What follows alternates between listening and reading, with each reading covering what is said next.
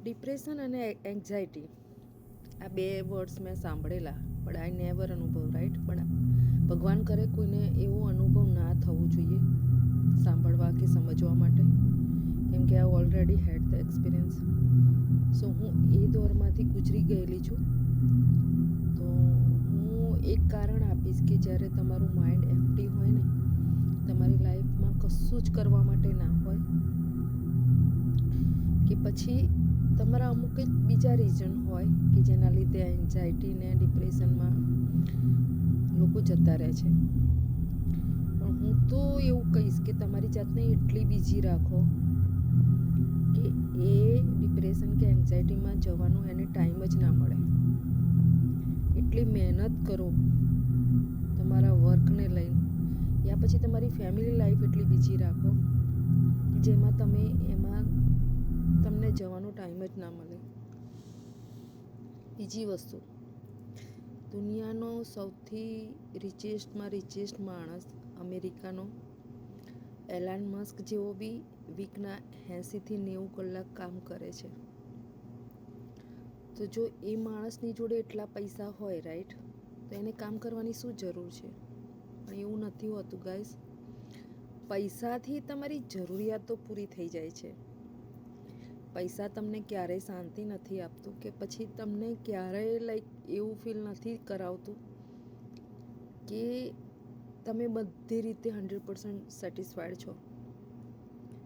Purpose, તમે શેના માટે લાઈફ જીવી રહ્યા છો, પર્પસ જરૂરી છે. કે જે પર્પસથી તમે કંઈક કરો છો, આપણે દુનિયાને બતાવવા માટે નહીં, પોતાની જાતને ફીલ કરાવવા માટે કંઈક કરો, રાઈટ.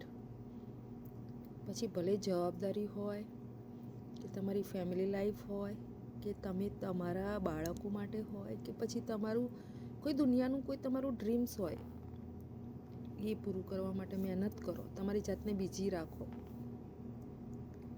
હું 50 વર્ષની ઉંમરે બી છું, તો બી હજુ બી મને એવું નથી થતું કે હું રિટાયર થઈ જાઉં. રિટાયર થવા માટે આ એજ બહુ જલ્દી વધારે કહેવાય, વહેલી કહેવાય. તો એના માટે તમારી જાતને બીજી રાખવા માટે શું કરો? તમે 50 વર્ષે તમે શરીરથી એટલા થાકી ગયેલા હોવ કે તમે બહાર જઈને લેબર જોબ તો કેટલા કલાક કરી શકો, રાઈટ. તો એના માટે મેં એક ઓપોર્ચ્યુનિટી ચૂઝ કરી કે જે ડિજિટલ ઓનલાઈન બિઝનેસ છે. અને લેબર જોબ નહીં, પણ તમે એમાં તમારા માઇન્ડને બીજી રાખી શકો છો, કે જેથી તમે કોઈ બીજી વસ્તુ તમને ટચ ના કરી શકે. સો ગાઈસ, જો તમારે બી આવી રીતે અર્લી એજ તમે રિટાયર થવા ના માગતા હો, તો તમે આજે જ આ ઓપોર્ચ્યુનિટી છે એને ગ્રેબ કરો અને મારા DM પર જેને કોન્ટેક્ટ કરો ગાઈસ, હું તમને રાઈટ પ્લેસ, રાઈટ પીપલ અને રાઈટ ઇન્ફોર્મેશન સુધી પહોંચાડીશ. Thank you guys, have a good day.